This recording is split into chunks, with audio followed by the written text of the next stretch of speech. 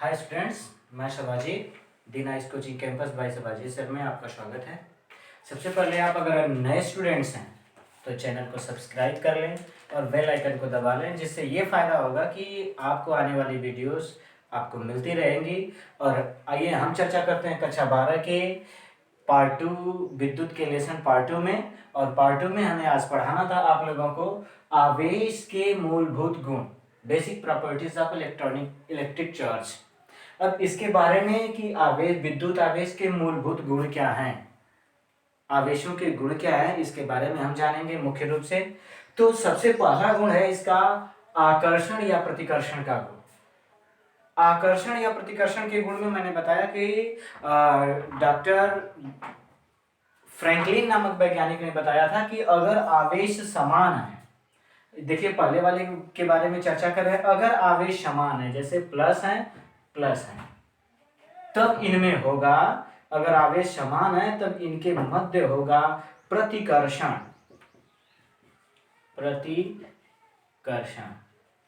या अगर दोनों माइनस है तब भी इन दोनों में होगा प्रतिकर्षण। और अगर एक धन है और दूसरा ऋण, या पहला ऋण है और दूसरा धन, तब इसमें गुण होगा आकर्षण का।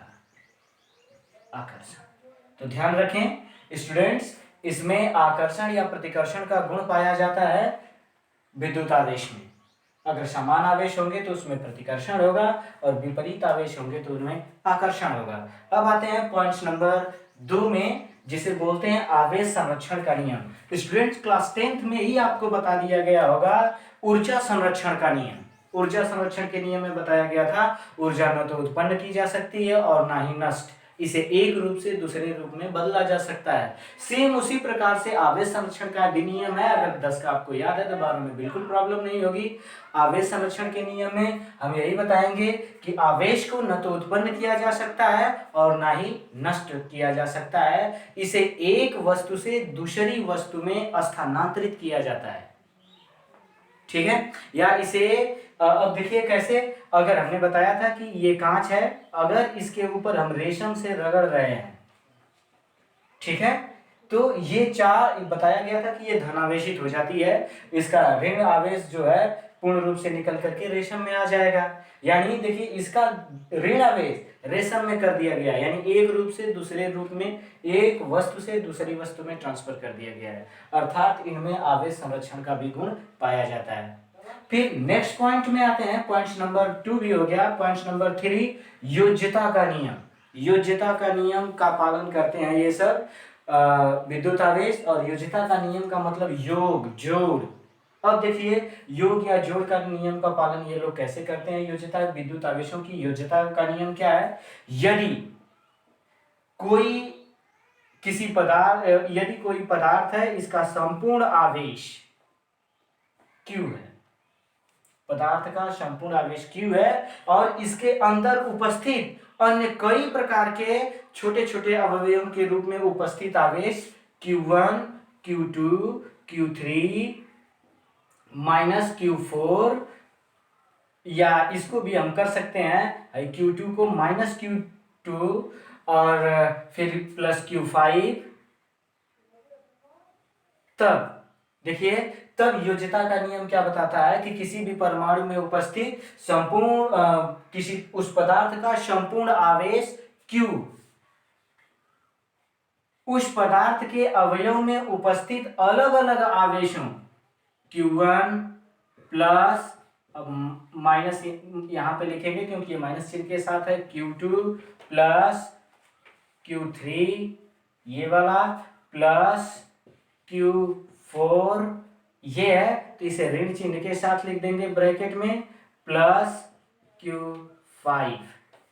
स्टूडेंट्स देखिए, अब जब इसमें करेंगे माइनस में प्लस का गुणा करेंगे तो माइनस हो जाएगा, यानी यहां पे आपका फाइनल आएगा Q1 minus Q2 plus Q3 plus minus, plus में माइनस का करेंगे माइनस हो जाएगा Q4 प्लस Q5।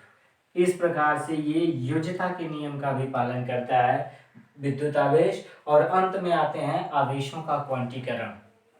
आवेशों का क्वांटीकरण क्या है, ये भी इंपॉर्टेंट है स्टूडेंट्स, कभी कभी पूछता रहता है। और इसे कंटिन्यू रूप से आप इसे चलाते मतलब देखते हैं। अब आवेशों के संरक्षण में इसे आप नोट कर लीजिएगा, या वीडियो देखते समय इसे शॉर्ट स्क्रीन मार सकते हैं। अब हम अगले प्रोसेस में आते हैं, और अगले प्रोसेस में आते हैं और देखते हैं स्टूडेंट्स आवेशों का क्वांटीकरण। तो आवेशों के क्वांटीकरण में स्टूडेंट्स हम आपको बताएंगे कि प्रकृति में आवेश सदैव किसी संख्यात्मक मान के पूर्ण गुणज के रूप में रहता है, जिसे हम आवेशों का क्वांटीकरण कहते हैं। जैसे Q बराबर, आप देखिए ये इलेक्ट्रॉन है, ये पूर्ण गुणज के रूप में होंगे, अर्थात यहाँ पे हम N लिख देंगे। अगर ये धन आवेश के साथ भी Q बराबर Ni, इसे ही आवेशों का हम क्वांटीकरण कहते हैं। जहां N का मान, जहां N बराबर +-1 +-2 ऐसे गामा करके डट डट कर सकते हैं, अर्थात यहाँ पे भी प्लस माइनस लिख सकते हैं। N का मान हमारा धनात्मक भी होगा और ऋणात्मक भी होगा। प्रकृति में, मैंने फिर से बता दिया क्वांटीकरण क्या है, प्रकृति में उपस्थित इलेक्ट्रॉन आवेश, प्रकृति में उपस्थित आवेश इलेक्ट्रॉनों का सदैव पूर्ण गुणज के रूप में होते हैं, जिसे आवेशों का क्वांटीकरण कहते हैं। देखिए Q बराबर E, इसके सामने N का गुणा कर देंगे तो Q बराबर Ni। अब ये पूर्ण गुणज के रूप में होगा, जहां पे 1 2 3 4 5 होगा इसका मान। अब स्टूडेंट्स ये हो गया हमारा आवेशों के मूलभूत गुण, जिसमें आकर्षण या प्रतिकर्षण का गुण पाया गया, आवेश संरक्षण का भी पाया गया, विद्युत आवेशों की योज्यता का नियम भी, विद्युत आवेशों का क्वांटीकरण भी स्टूडेंट्स हो गया। अब इसके बाद देखिए हम आगे चलते हैं आवेशों का। अभी हमने आप लोगों को मात्रक आवेश का नहीं निकलवाया था, तो आवेश का मात्रक निकलवा देते हैं स्टूडेंट्स।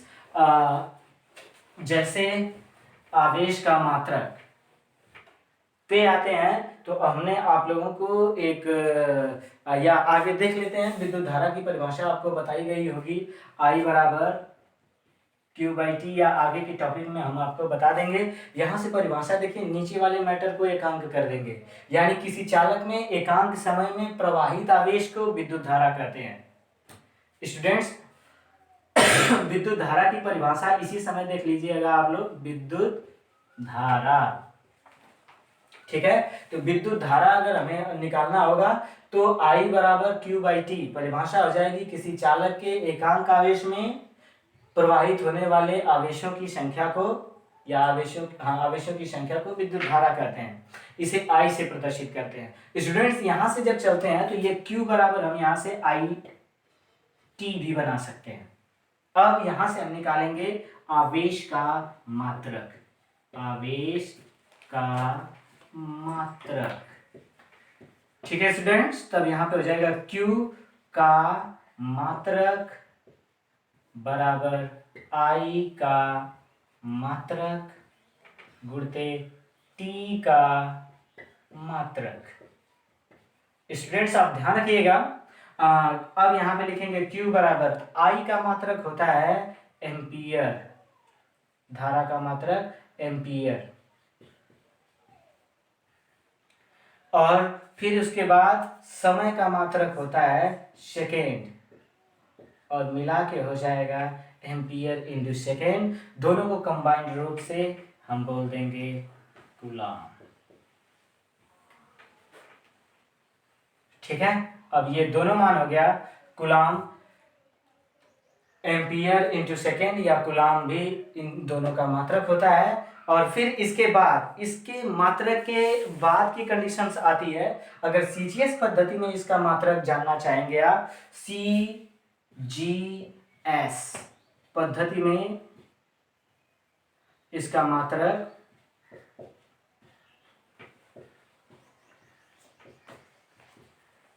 तब ये हो जाएगा स्टूडेंट, CGS पद्धति में इलेक्ट्रॉनिक स्टैटिक होता है इसका मात्रक, इलेक्ट्रोस्टैटिक्स, इलेक्ट्रोस्टैटिक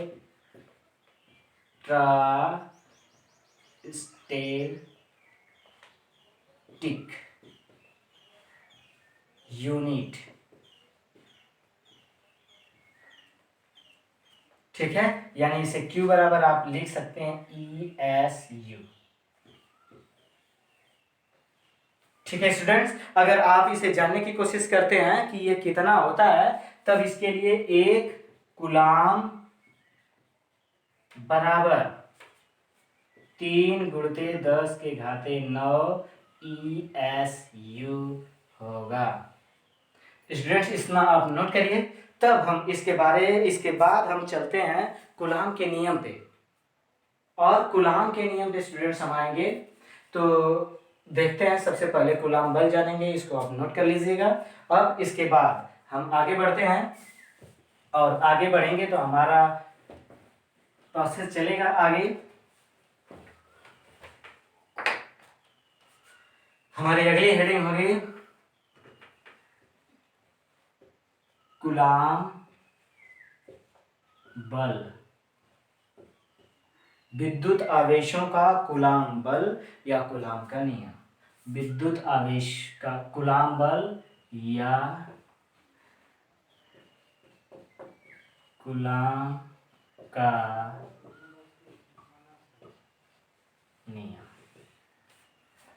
आइए स्टूडेंट्स इस पे फोकस करते हैं और हम जानने की कोशिश करते हैं कि कूलाम का नियम है क्या। इसमें कम से कम हम 2 आवेश लेंगे। एक आवेश यहाँ पे बिंदु ए पर और दूसरा बिंदु बी पर 2 आवेश लेते हैं। एक आवेश को हम Q1 और दूसरे आवेश को Q2, और इन दोनों के बीच की दूरी को हम R से शो करते हैं। इन दोनों के बीच की दूरी को हम R से शो कर देते हैं। ठीक है स्टूडेंट, तब हम देखते हैं कि कूलाम के नियम में कूलाम ने क्या बताया था, या सबसे पहले ये जानते हैं कि कूलाम बल है क्या। कूलाम बल देखिए एकदम सिंपल, फिगर पे देखिए सब कुछ मैटर ओके हो जाएगा। 2 आवेशों के कारण उनके मध्य लगने वाले आकर्षण या प्रतिकर्षण बल को ही कूलाम बल कहते हैं। फिर से जब दो आवेशों को एक दूसरे के अत्यंत समीप रखा जाता है तो उनके मध्य लगने वाले आकर्षण या प्रतिकर्षण बल को ही कूलाम बल बोलते हैं। अब आकर्षण कब होगा, जब एक प्लस और दूसरा माइनस होगा, या एक माइनस और दूसरा प्लस होगा तब आकर्षण बल। जब दोनों प्लस होंगे तो प्रतिकर्षण, अथवा दोनों माइनस होंगे तब भी प्रतिकर्षण बल लगेगा। स्टूडेंट आप जान गए कूलाम बल क्या है। अब कूलाम के नियम पे आते हैं, और जब ये कूलाम बल इसे F से प्रदर्शित करते हैं, और व्याख्या में जब इसको लिखने जाएंगे आप क्वेश्चन आ जाएगा कि हम कैसे लिखें। तो सबसे पहले लिखेंगे, माना दो बिंदु आवेश ए तथा बी पर Q1 Q2 उपस्थित हैं, जो एक दूसरे से स्मॉल r दूरी पर स्थित हैं।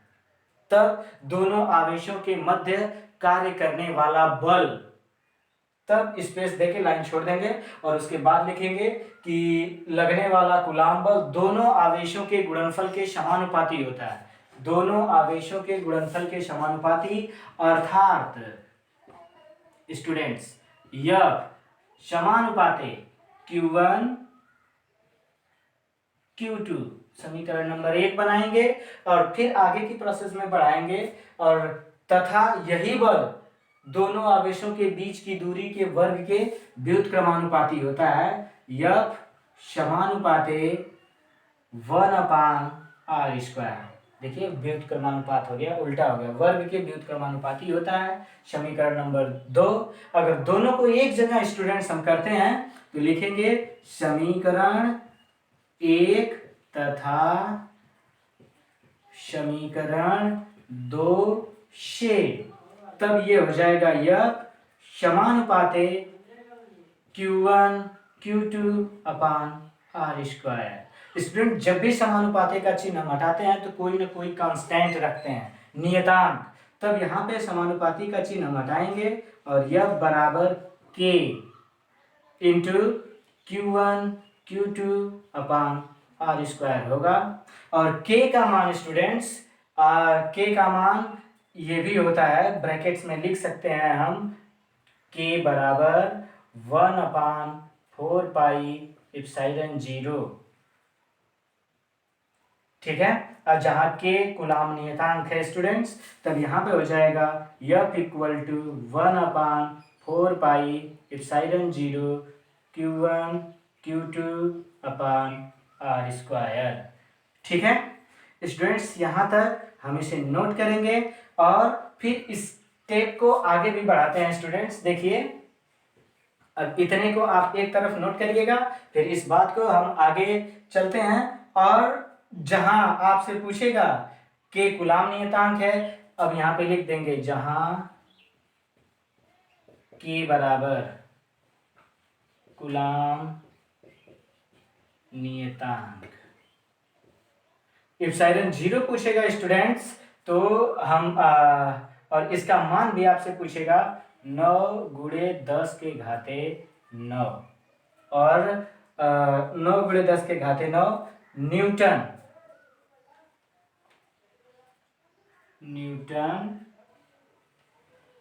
मीटर स्क्वायर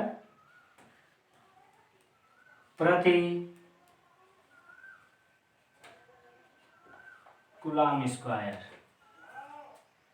स्टूडेंट्स आपको शो नहीं कर रहा होगा, दिखाई नहीं दे रहा होगा, तो इसको यहाँ पे लिख देते हैं कूलाम नियतांक और इसका मान होता है 9 गुणे 10 के घाते 9 न्यूटन। देखिए के को यहाँ पे रोकेंगे तो यहाँ पे ये तिर्यक आएगा तो बल का मात्रक न्यूटन, यह का मीटर स्क्वायर, फिर ये दोनों भाग में चले जाएंगे तो प्रति कूलाम स्क्वायर। स्टूडेंट्स अब पूछेगा इप्सिलॉन 0 का मान। इप्सिलॉन 0 ये क्या है? इप्सिलॉन 0 निर्वात की विद्युत शीलता है।